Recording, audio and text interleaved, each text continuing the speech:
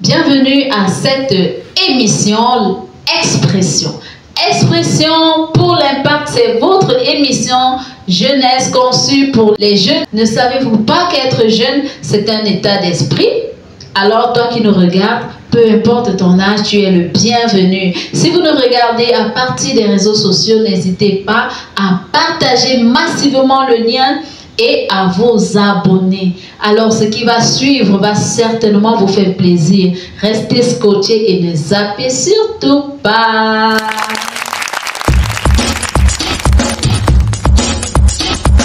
Nous sommes de retour sur le plateau. Au menu de ce jour, nous aurons une histoire biblique que vous allez découvrir, un partage, un témoignage, un moment de louange. Alors, sans plus tarder, passons à la rubrique Histoire biblique. Bienvenue à cette rubrique Histoire biblique. Je ne suis pas seule sur ce plateau, je suis avec Owen Ryan. Moi, je suis Thérèse Nialeux. Alors, nous allons lire pour vous l'histoire biblique qui se trouve dans le livre de Luc 14, versets 25 à 27. Écoutez très attentivement. De grandes foules faisaient route avec Jésus. Il se tourna et leur dit, « Si quelqu'un veut venir à moi, et s'il ne hait pas son père, sa mère, sa femme, ses enfants, ses frères et ses sœurs, et même sa propre vie, il ne peut être mon disciple. Et quiconque ne porte pas sa croix et ne me suit pas, ne peut être mon disciple. » Parole du Seigneur. Alors, dans la rubrique partage, nous allons vous expliquer en profondeur ce que veut dire tout ceci. Rendez-vous dans la rubrique partage. Bienvenue Eugène à cette rubrique partage. Comment tu vas? Très bien. Ok, ça fait longtemps et ça nous fait toujours plaisir de t'avoir sur notre plateau. Expression pour l'impact. Ah, tu n'as pas oublié, tu sais comment répondre. Expression pour l'impact. Expression pour l'impact à la maison. Expression pour l'impact. Très bien. Alors, Eugène, tu vas te prêter à un petit jeu. J'aimerais te poser quelques questions et tu vas répondre spontanément. Est-ce que tu es prêt? Je suis prêt. D'accord. Quand je lis au verset 25 du livre de Luc 14, il y a quelque chose qui me marque et je me pose la question, pourquoi est-ce que Jésus avertit les foules qui le suivaient? Pourquoi est-ce qu'il leur dit, il se tourne pour leur parler? Et il a posé la question parce qu'il ne voulait pas seulement que la foule le suive parce qu'il guérit les malades et il nourrit les foules. Il voulait que la foule le suive pour rester fidèle à lui et pour croire en lui pour toujours. Et ça c'est bien. Est-ce qu'on peut applaudir pour la réponse de Jeanne? Ça c'est très bien ça. Est-ce qu'on peut applaudir là-bas à la maison? Alors j'ai la deuxième question. Deuxième question. Jésus dit, si quelqu'un vient à moi, s'il ne hait pas son père, sa mère, sa femme, ses enfants, ses frères et ses soeurs et même sa propre vie, il ne peut être mon disciple. C'est très fort, hein? Haïr ses frères, haïr ses soeurs, haïr sa famille et sa propre vie pour suivre Jésus. Qu'est-ce que cela veut dire? Je ne crois pas que Jésus, puisqu'il nous a demandé d'honorer nos parents, n'est-ce pas? Il a dit d'honorer son père et sa mère, de respecter son père, afin de vivre longtemps sur la terre. Et le même Jésus demande encore d'haïr son père, sa mère et même sa propre vie, alors qu'il a dit d'aimer son prochain comme soi-même. Ça ne veut pas dire que nous devons haïr au sens propre, n'est-ce pas? Qu'est-ce que ça veut dire? Ça veut dire que nous devons préférer Dieu à nos parents, nos frères et soeurs. Ça veut dire que nous devons préférer, n'est-ce pas, obéir à Dieu plutôt qu'aux hommes. Ça c'est bien ça. Est-ce qu'on peut applaudir une fois de plus pour Eugène? Voilà. Et nous allons donc passer à la dernière question qui se trouve au verset 27. D'accord? Quiconque ne porte pas sa croix et ne me suit pas ne peut être mon disciple. porter sa croix. Est-ce que ça veut dire qu'on doit encore aller fabriquer une croix en bois, une grosse croix, la mettre sur le dos et marcher chaque jour avec pour être disciple de Jésus? Qu'est-ce que ça veut dire porter sa croix pour être disciple de Jésus? Porter sa croix veut dire accepter de souffrir pour Jésus parce que lui, il a accepté de souffrir sur la croix pour nous. Waouh, ça c'est bien ça. Est-ce qu'on peut applaudir très fort pour notre ami Eugène Joël?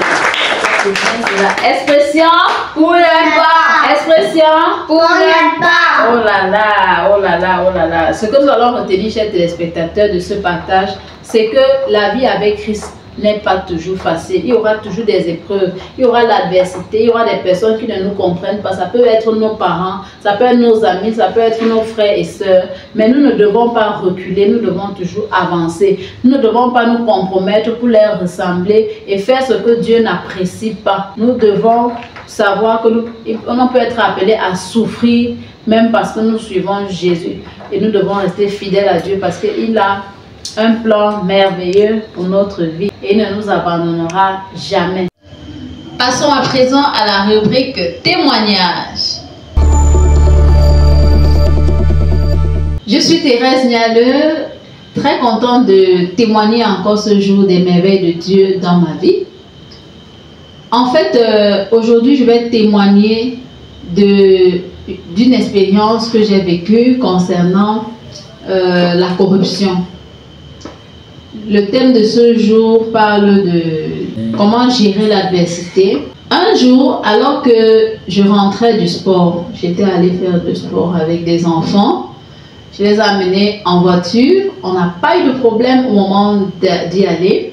Mais c'est au retour, on a pris un carrefour dont on n'avait pas l'habitude et on a justement violé le feu. Alors, les policiers nous ont interpellés. Et c'était la première fois vraiment qu'on m'interpellait pour violation de feu. Le policier m'a demandé mes papiers.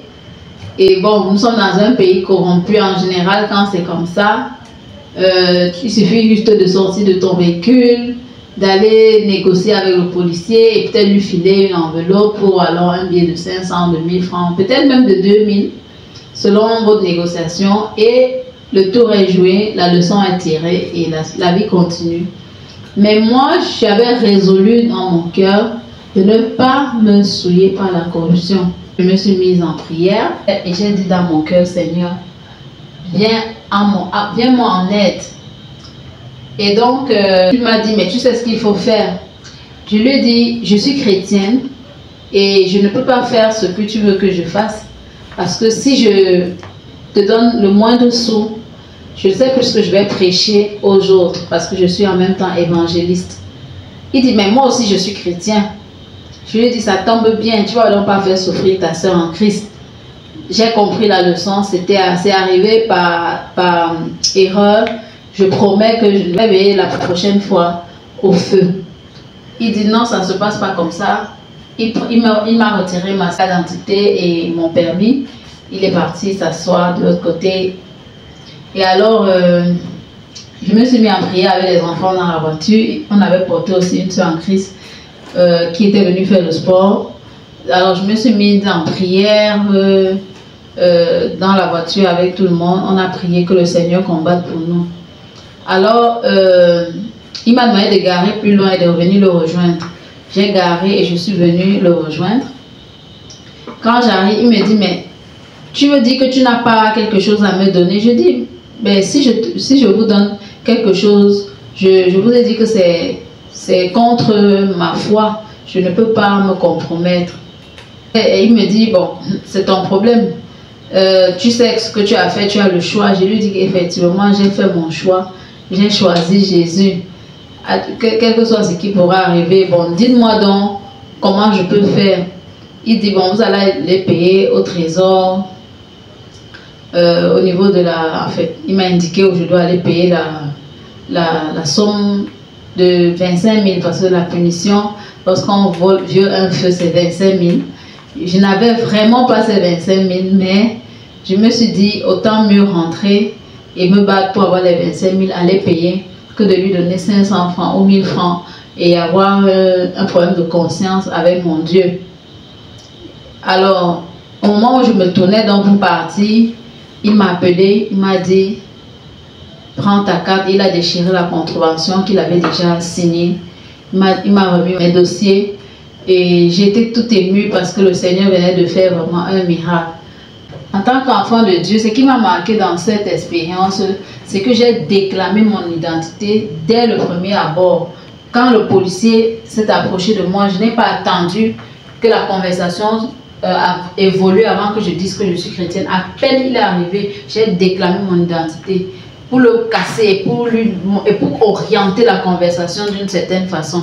Parce que lorsque tu es tenté, il faut très tôt et très vite, dès les premières secondes, que les gens sachent qui tu es, que les gens sachent comment tu fonctionnes, sans trop parler. Quand tu dis je suis chrétien, on sait ce que ça implique. On sait que ça implique l'intégrité, on sait que ça implique l'honnêteté, on sait que ça implique la crainte de Dieu. Alors il ne faut pas avoir peur de dire qui tu es. Et ça va te protéger, et ça va faire que les gens ne te proposent même pas le courage de proposer certaines choses. Il y en a qui pensent que Dieu est seulement au ciel, il n'est pas dans nos problèmes du quotidien, il est trop éloigné pour gérer nos problèmes du quotidien. Dieu est près de nous, mais il agit dans la vie de ceux qui l'invoquent et comptent sur lui de tout leur cœur. Que Dieu vous bénisse. Passons à présent à la rubrique louange.